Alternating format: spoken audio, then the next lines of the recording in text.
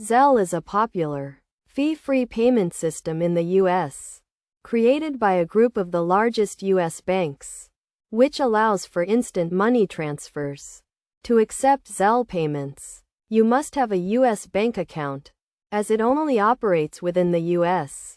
If you're already enrolled in Zelle, you can verify that a payment has been credited to your account by logging into your bank account.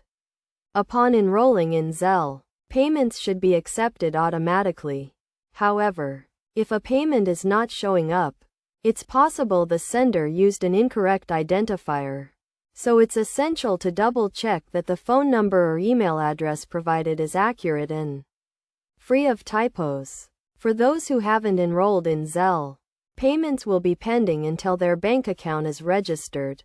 To enroll, simply use your bank's mobile app or website, as most banks have integrated Zelle, with the exception of a few online-only banks. The Zelle option should be easily accessible on your bank's website.